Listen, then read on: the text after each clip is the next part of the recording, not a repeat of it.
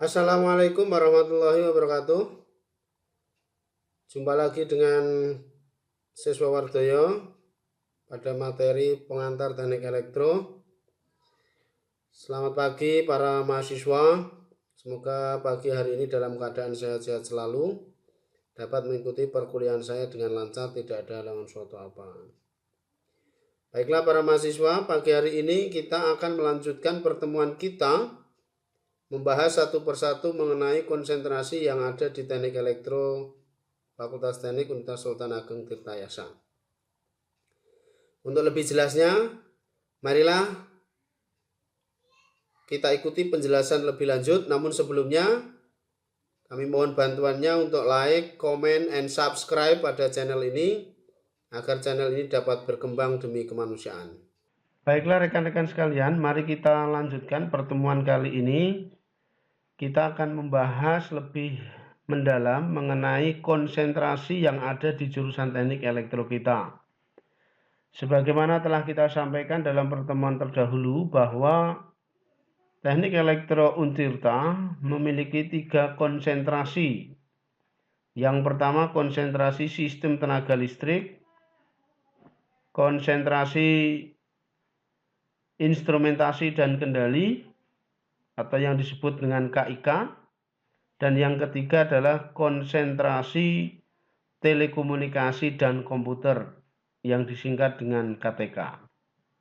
Nah, pada pertemuan kali ini kita akan masuk dalam satu persatu konsentrasi. Khusus pertemuan saat ini kita mengenal konsentrasi sistem tenaga listrik.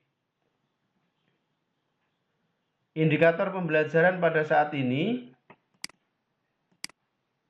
adalah diharapkan kalian nanti mengenal elemen dalam sistem tenaga listrik, pembangkitan, transmisi atau penyaluran, dan distribusi tenaga listrik. Mohon diperhatikan ini, indikator capaian pembelajaran terhadap kalian.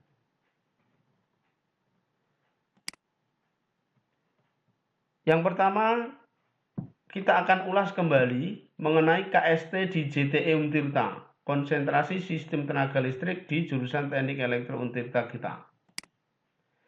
Konsentrasi sistem tenaga listrik KST adalah kelompok mata kuliah yang mendalami tentang sistem tenaga listrik, mulai dari pembangkitan, transmisi atau penyaluran, distribusi, dan pemanfaatan tenaga listrik. Jadi di konsentrasi ini kalian akan mempelajari tentang sistem tenaga listrik, mulai dari pengadaan tenaga listriknya itu sendiri atau disebut dengan pembangkitan, bagaimana mentransmisikan tenaga listrik tersebut atau menyalurkannya, bagaimana mendistribusikannya, dan pemanfaatannya adalah bagaimana dan untuk siapa saja. Itu semua akan kalian pelajari dalam konsentrasi sistem tenaga listrik.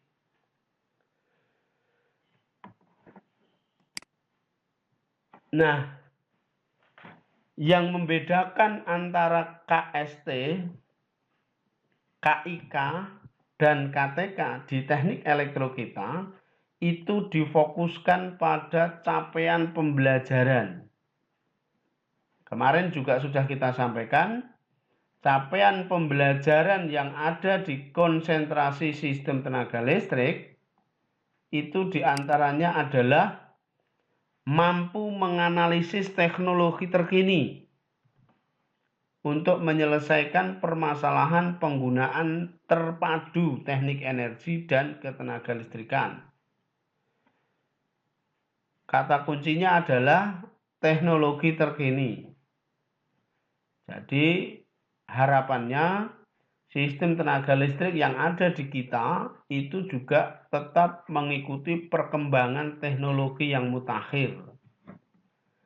Karena melalui teknologi yang mutakhir tersebut diharapkan dapat menimbulkan optimalisasi, dapat menimbulkan efisiensi, sehingga akan terjadi penghematan-penghematan di segala lini dari sistem pembangkitan yang ada. Yang kedua, kalian nanti diharapkan mampu mengkaji teknologi terkini untuk menyelesaikan permasalahan tentang fenomena tegangan tinggi dan arus tinggi. Ini yang membedakan. Terutama adalah dengan KIK. Jadi teknologi itu diarahkan untuk menyelesaikan permasalahan tegangan tinggi dan arus tinggi. Yang ketiga, mampu menganalisis konversi energi baru dan terbarukan dan konvensional.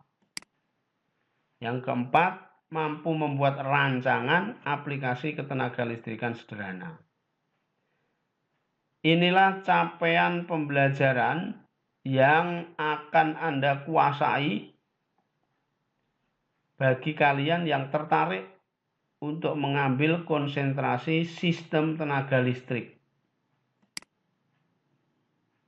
Dan yang terakhir, mampu memahami konsep tentang kualitas daya.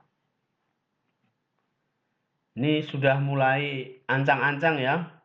Dengan capaian pembelajaran yang ada seperti ini, maka harapan dari mata kuliah pengantar teknik elektro, dari sekian mahasiswa baru terutama, itu sudah bisa menentukan minimal dengan satu konsentrasi ini dulu yang lebih mendalam nanti, apakah kalian akan tertarik mengambil konsentrasi sistem tenaga listrik ini. Walaupun mata kuliah inti dari KST itu akan ditempuh nanti di semester 5, tetapi basicnya kamu harus sudah memahami.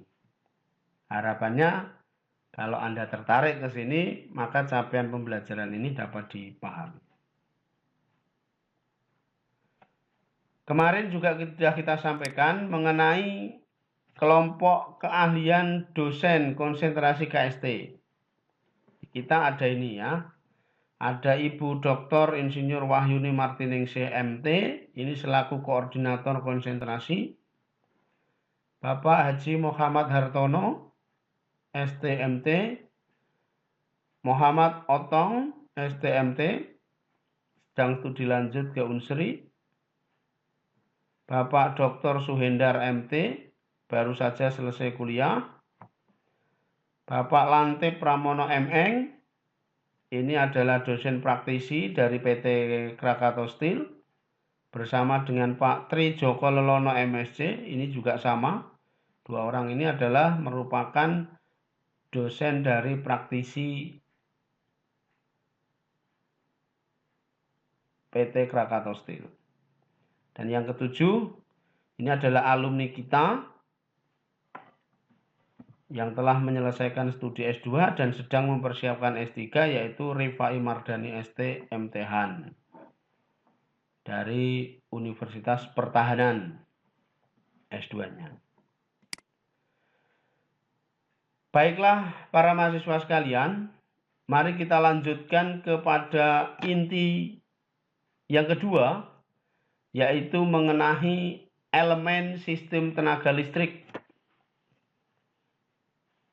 Elemen sistem tenaga listrik itu ada 3. Yang pertama adalah pembangkitan tenaga listrik. Bagaimana tenaga listrik itu dibangkitkan, menggunakan apa saja, prinsip kerjanya seperti apa. Ini yang pertama adalah pembangkitan tenaga listrik. Elemen dari sistem tenaga listrik itu yang pertama itu. Yang kedua, transmisi atau penyaluran tenaga listrik. Setelah listrik itu ada, setelah listrik itu bisa diproduksi, bagaimana itu ditransmisikan? Tentunya Dari definisi kata sudah kelihatan bahwa di transmisi ini adalah menyalurkan jarak jauh. Sedangkan yang ketiga adalah pendistribusian tenaga listrik. Ini merupakan elemen sistem tenaga listrik. Pembangkitan itu adalah memproduksi tenaga listriknya itu sendiri. Transmisi atau penyaluran ini adalah pengiriman tenaga listriknya itu. Dan yang ketiga adalah pendistribusian tenaga listrik itu di daerah-daerah yang dituju. Mari kita pelajari atau kita dalami satu persatu pembangkitan tenaga listrik. Ini adalah elemen sistem tenaga listrik. Tadi sudah saya sebutkan di depan bahwa ada 3. Yang pertama adalah pembangkit. Ini di daerah sini, ini di sebelah kiri garis putus-putus merah, ini adalah pembangkit. Ini adalah bagian yang memproduksi tenaga listrik. Mulai dari PLTA, pembangkit listrik tenaga air, pembangkit listrik tenaga panas bumi, pembangkit listrik tenaga gas, pembangkit listrik tenaga uap, pembangkit listrik tenaga gas dan uap, ada PLTN nuklir, ada lagi pembangkit listrik tenaga bayu, dan sedang dikembangkan lagi pembangkit listrik tenaga gelombang laut. Di samping itu sebenarnya ada juga yang tidak pernah habis tetapi belum termanfaatkan secara optimal adalah pembangkit listrik tenaga surya atau matahari. Ada juga pembangkit listrik tenaga diesel. Itu semua yang saya sebutkan itu adalah berada dalam ranah elemen pembangkit. Artinya itulah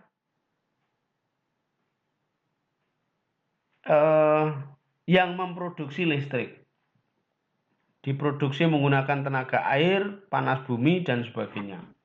Nah, dalam bidang ini menyediakan, menghasilkan, memproduksi tenaga listrik. Nah, setelah diproduksi, maka hasil tenaga listriknya itu akan ditransmisikan. Anda perhatikan, output dari pembangkit itu akan melalui trafo gardu induk. Di mana trafo gardu induk ini yang pertama fungsinya adalah step up, menaikkan tegangan dari 20 kV menjadi 150 kV. Ini ditransmisikan menggunakan kabel udara tegangan tinggi seperti ini dengan jarak yang sangat jauh. Sedangkan pada saat akan mencapai pada titik tertentu yang nantinya akan masuk ke dalam bagian distribusi, maka di sini ada trafo gardu induk lagi yang berperan sebagai penurun tegangan dari 150 kV menjadi 20 kV. Ini titik ini ke sini, ini menjadi 20 kV. Tetapi bagi yang masih mau dilanjutkan transmisinya, sebagai contoh ini akan dimasukkan ke industri, maka tidak perlu di step down. Ini langsung diteruskan ke industri atau diteruskan ke tujuan lain, di mana tenaga listrik ini akan ditransmisikan. Paham ya?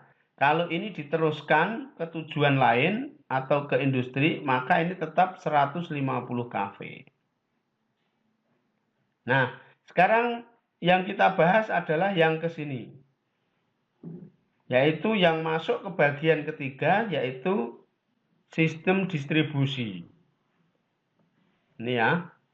Nah, sistem distribusi itu pertama kali masuk ke dalam trafo distribusi, di mana trafo distribusi ini juga berfungsi sebagai step down lagi dari 20 kV menjadi 380 volt. Sehingga dengan tegangan 380 volt ini merupakan syarat masuk dalam kategori sistem distribusi. Di mana 350 volt itu untuk kepentingan sosial, untuk kepentingan publik, untuk kepentingan rumah tangga. Sedangkan yang untuk ke bisnis masih menggunakan 20 kV. 380 volt ini merupakan 3 fasa, sistem 3 fasa. Sedangkan yang masuk ke sosial, ke publik, ke rumah ini adalah single pass. Atau mari kita lanjutkan 20 volt. Dari elemen sistem tenaga listrik ini, kami harapkan paham ya. Kalau nanti ada pertanyaan, silahkan disampaikan melalui WA group yang sudah kita sediakan. Kita review ulang sedikit. Elemen sistem tenaga listrik ada 3, pembangkit, transmisi, distribusi. Pembangkit adalah menghasilkan tegangan atau tenaga listrik. Transmisi adalah mengirimkan, menyalurkan tenaga listrik dengan tegangan tinggi dari 20 kV menjadi 150 kV diteruskan. Sedangkan distribusi ini adalah mendistribusikan di bawah tegangan 20 kV. Yang langsung 20 kV ke unit bisnis, yang di bawah ini trafo, Anda lihat yang berada di tiang-tiang itu, ini adalah trafo 380 volt.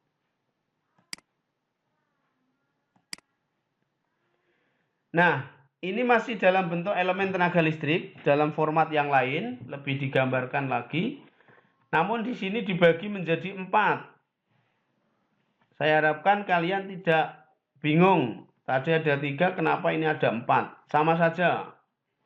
Secara prinsip di bagian pertama ini adalah penghasil listriknya atau electric generating station. Ini penghasil listriknya, pembangkitnya di sini. Ini adalah sistem transmisinya. Ini receiving station yang tadi saya sebutkan gardu-gardu induk itu yang berfungsi sebagai step up. Terus ini adalah distribution station yang berfungsi menurunkan tegangan. Ini didistribusikan ke sini. Ini ke commercial customer, industrial customer, dan ini yang keempat, ini adalah residential customer atau rumah tangga. Baik tadi yang saya sebutkan sosial, rumah tangga, dan sebagainya. Sama ya? Semoga tidak bingung. Mari kita lanjutkan satu persatu dari elemen tersebut. Ada pembangkitan. Kita bahas mengenai pembangkitan dulu. Akan kami perkenalkan beberapa pembangkitan yang ada. Tidak semuanya ya. Kita kenalkan yang pertama adalah PLTA. Pembangkit listrik tenaga air. Komponen-komponen utama dari PLTA yang harus ada dari PLTA itu adalah satu bendungan. Ini adalah pembangkit listrik yang bahan utamanya sebenarnya tidak membutuhkan terlalu banyak biaya karena air di Indonesia sangat melimpah. Ini tinggal dibendung, Dibuatkan seperti ini. Terus yang kedua, harus ada turbin. Turbin ini yang kena curahan air yang menghasilkan listrik itu ini. Turbin ini adalah memutar. Memutar apa? Memutar generator. Listrik inilah yang menghasilkan generator. Kemudian yang keempat, listrik ini apa? Generator inilah yang menghasilkan listrik yang diputar dari turbin. Turbin bisa berputar karena dikucuri air. Yang keempat adalah jalur transmisi. Ini transformatornya tadi. Keempat komponen ini harus ada kalau kita mau membuat pembangkit listrik tenaga air. Ini gambaran yang besar-besar. Tapi sekarang sudah banyak dikembangkan pembangkit listrik tenaga air mikrohidro. Artinya apa? Tidak begini. Disesuaikan keadaannya. Tidak perlu membendung dengan memindahkan penduduk. Jadi memanfaatkan situasi kondisi lokal tertentu. Maka dinamakan mikrohidro. Ya jangkauannya tidak terlalu luas. Hanya untuk mencukupi daerah sekitar. Tidak apa-apa. Disesuaikan dengan karakteristik daerah-daerah tertentu. Prinsip kerjanya seperti apa? Anda perhatikan. Ini waduk atau bendungan tadi. Dibikinkan inletnya atau jalur masuknya seperti ini. Artinya jalur masuk air ini diarahkan kemana? Diarahkan ke turbin ini. Supaya aliran air ini bisa menyentor atau mengenai turbin ini sehingga turbin ini berputar. Nah, turbin ini berputar menggerakkan apa? Menggerakkan generator yang ada di sini. Nah, kalau generator ini bisa digerakkan, maka pastinya fungsi dari generator itu adalah menghasilkan listrik. Sehingga di sini ada gardu listrik. Dari gardu listrik inilah maka dihubungkan dengan transformator tadi yang saya sebut dengan step up. 20 kV menjadi 150 kV dan ini siap ditransmisikan. Nah, dari sisa air yang mengenai turbin ini dimanfaatkan keluar. Bisa untuk irigasi. Untuk mengaliri sawah-sawah para petani. Ini sebenarnya pembangkit listrik yang paling handal dalam artian modalnya sedikit, airnya tidak beli, output dari airnya bisa dimanfaatkan lagi oleh petani, dan daya tahan keberadaannya ini lebih terjamin dibandingkan pembangkit listrik lain, terutama adalah pembangkit listrik tenaga diesel yang berbahan bakar minyak bumi. Yang kedua adalah PLTP, pembangkit listrik tenaga panas bumi. Ini skema dari pembangkit listrik tenaga panas bumi. Ini diborkan, masukkan ke dalam tanah, ini juga masuk ke dalam tanah. Ini sebagai sumur produksi panasnya, ini sebagai sumur injeksinya. Di sini ada tabung separator atau pemisah. Sehingga melalui tabung separator pemisah ini akan mengirimkan panasnya ke sini. Nah, disinilah ada turbin yang disemprot panas ini sehingga menggerakkan generator lagi. Begitu prinsip dari PLTP. Gambar sebelah kanan ini lebih menjelaskan, yaitu bagian kondensor ini. Nah, ini kondensor ini sama toh. Ini panas bumi dari outputnya tetap disirkulasi menuju ke bumi lagi, memanfaatkan zona geotermalnya, panas buminya di mana ini. Nah, dari sirkulasi inilah maka terdapat panas bumi yang bisa dimanfaatkan, sehingga ini bisa menggerakkan turbin, menggerakkan generator, menghasilkan listrik. Yang ketiga adalah PLTG, pembangkit listrik tenaga gas.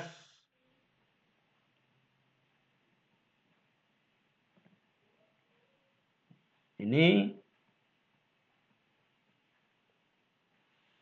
gas line-nya, ini fuel pump-nya, combustion system, sini. Nah ini cerobong asapnya, ini pembangkit listrik tenaga gasnya. Sama prinsipnya adalah menggerakkan generator juga, menghasilkan listrik, di step up, ditransmisikan. Sama ya. Yang keempat adalah PLTU. Komponen dari PLTU ini ada 27. Nanti bisa dilihat-lihat mulai dari cooling tower sampai dengan cerobong asap. Nah,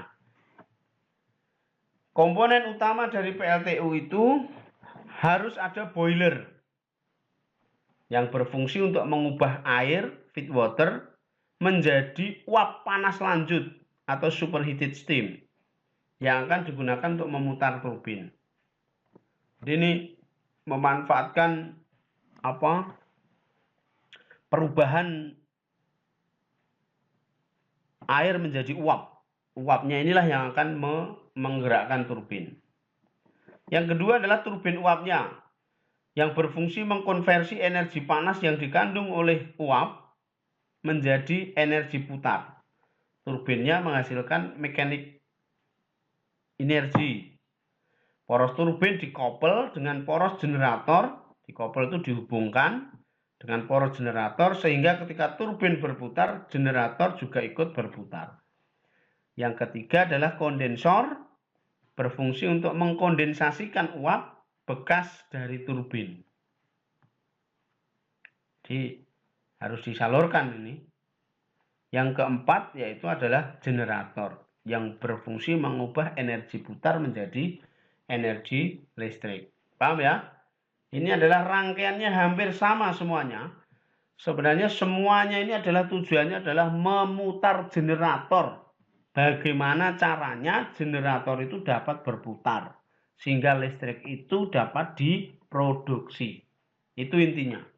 Baik menggunakan uap, menggunakan panas bumi, menggunakan air, menggunakan gas, dan sebagainya. Nah, bagaimana atau di mana saja pembangkitan tenaga listrik di Indonesia? Nih, beberapa pembangkit listrik yang ada di Indonesia saya sebutkan ini. Pembangkit listrik tenaga air PLTA. Yang pertama ada di Angkop, Provinsi Nangro Aceh Darussalam. Ada PLTA Carita di Jawa Barat. PLTA Garung di Jawa Tengah. PLTA Karangkates di Jawa Timur. PLTA Paiton di Jawa Timur. PLTA Muhammad Nur di Provinsi Kalimantan Timur. PLTA Sadang di Sulawesi Selatan, PLTA Sentani di Papua, PLTA Sigura-Gura di Sumatera Utara, PLTA Tes di Provinsi Bengkulu. Ini salah 10 dari pembangkit listrik tenaga air yang ada di Indonesia. Paling banyak di Indonesia adalah pembangkit listrik tenaga air. Ada lagi pembangkit listrik tenaga uap, PLTU di Bukit Asam, Sumatera Selatan, Belawan, Provinsi Sumatera Utara, Muara Karang di Provinsi DKI Jakarta, Semarang, Provinsi Jawa Tengah, PLTU Gresik, Provinsi Jawa Timur.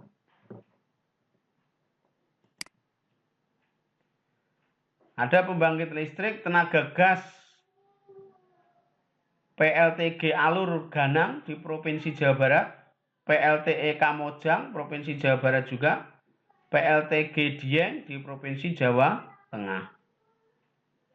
Ada lagi pembangkit listrik tenaga panas bumi PLTB Kamojang di Jawa Barat, PLTB Gunung Salak di Jawa Barat. Dan yang terakhir pembangkit listrik tenaga diesel yaitu berada di Balikpapan di Provinsi Kalimantan Timur. Inilah pembangkit-pembangkit yang ada di Indonesia. Walaupun belum semuanya, tapi beberapa sudah kita sampaikan supaya ada gambaran di mana saja pembangkitan tenaga listrik di Indonesia tersebut. Saya kira untuk membahas mengenai pembangkit sampai di sini, kita lanjutkan mengenai penyaluran tenaga listrik atau transmisi. Penyaluran tenaga listrik itu adalah proses cara menyalurkan energi listrik pada jarak yang berjauhan dari satu tempat ke tempat lain. Dalam hal ini adalah dari pembangkit listrik ke gardu induk. Dari satu gardu induk ke gardu induk lain. Jadi dari pembangkit masuk gardu induk, masih lagi masuk gardu induk lagi, masih masuk lagi gardu induk lagi, dan sebagainya. Sebagaimana gambar pada elemen pembangkit tenaga listrik yang saya sebutkan di atas tadi. Ruang lingkupnya dimulai dari gardu induk di pembangkitan sampai dengan gardu induk di sisi primer yang ada pusat-pusat beban.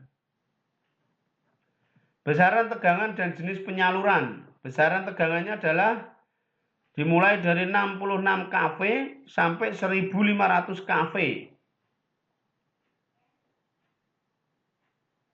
Mohon diperhatikan bagian sisi transmisi. Arusnya arus DC maupun arus AC. Jenis dan ruang lingkup penyaluran bisa melalui udara, bisa melalui bawah tanah, kabel laut, gardu induk tegangan ultra tinggi, gardu induk tegangan ekstra tinggi, gardu induk, antar gardu induk itu masih disebut juga transmisi, gardu hubung, pusat pengatur beban, unit pengatur beban. Selanjutnya adalah penyaluran tenaga listrik di Indonesia. Yang di Indonesia besaran tegangannya adalah 70 kV sampai 500 kV. Jenis arusnya arus bolak-balik. Indonesia belum ada pembangkit listrik yang menyalurkan arus DC. Jenis dan ruang lingkup penyaluran. Ada saluran udara tegangan tinggi. Kita punya saluran kabel tanah tegangan tinggi. Kita juga ada. Saluran kabel bawah laut tegangan tinggi. Ada juga. Saluran udara tegangan ekstra tinggi atau SUTEK ada. Gardu induk dan sebagainya.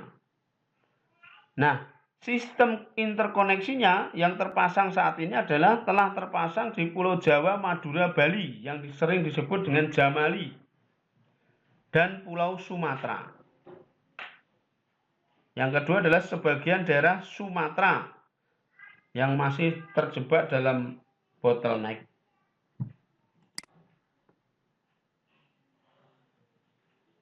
Tingkat pengembangan sistem yaitu menuju interkoneksi. Sistem penyaluran dari parsial menuju interkoneksi.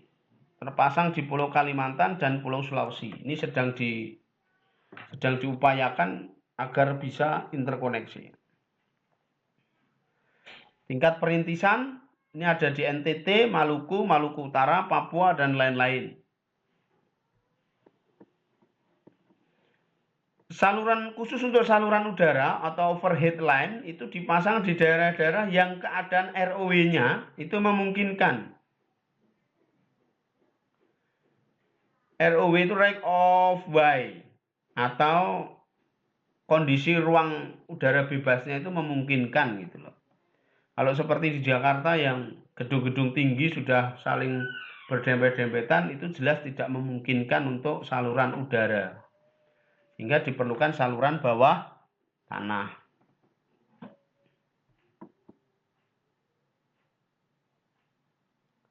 Untuk daerah-daerah yang masih memungkinkan mendapatkan lahan atau space tanah yang luas, itu dipasang gardu induk konvensional, pada umumnya di pinggiran kota. Pusat pengaturan beban P2B dan unit pengatur beban UPB dipasang di daerah-daerah yang jaringannya telah interkoneksi, area pelayanan luas, dan beban yang dilayani besar. Contoh P3B dan UPB yang ada di sistem Jawa, Madura, Bali atau Jamali. Pusatnya di Ungaran, Semarang. Tujuannya adalah untuk pengaturan beban maupun melakukan manuver beban jika terjadi masalah di sistem. Misalnya jika terjadi gangguan di sistem pembangkit atau di sistem transmisi. Ini bisa dipantau dari P2B dan UPB ini. Terakhir yaitu adalah distribusi tenaga listrik. Jadi kalau sudah kita bahas pembangkit, transmisi, nah ini adalah yang distribusi. Distribusi adalah pembagian, pendistribusian, pengiriman energi listrik dari instalasi penyedia atau pemasok ke instalasi pemanfaat, pelanggan.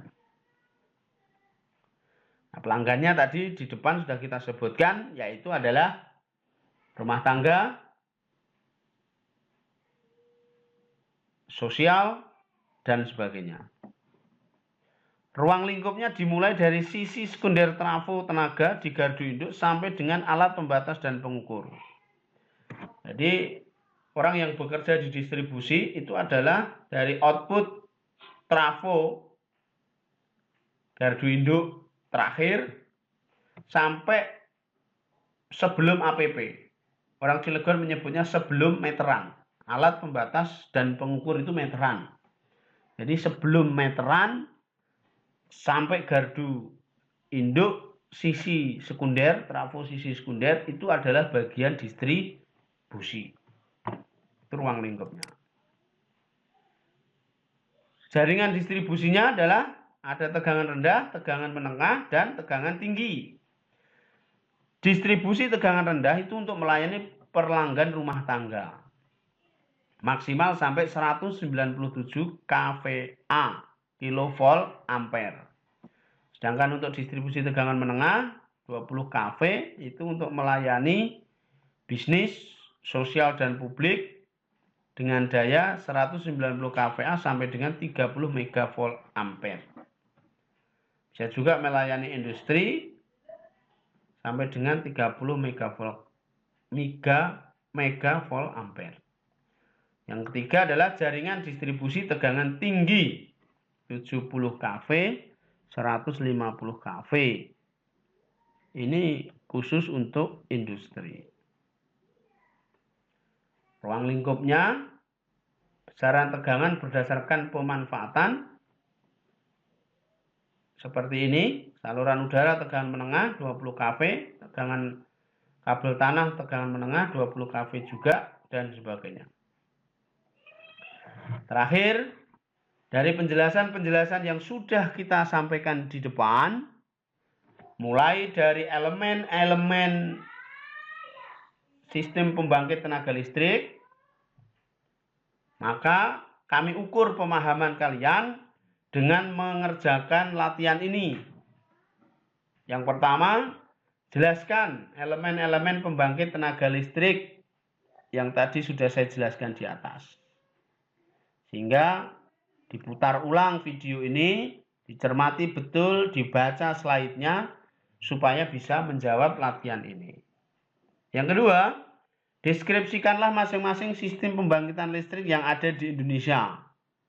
Ini adalah terutama sistem pembangkit listrik yang belum saya sampaikan di depan, seperti pembangkit listrik tenaga nuklir, pembangkit listrik tenaga surya, pembangkit listrik tenaga gelombang laut, dan sebagainya bisa Anda masukkan sebagai pelengkap dari materi yang sudah ada.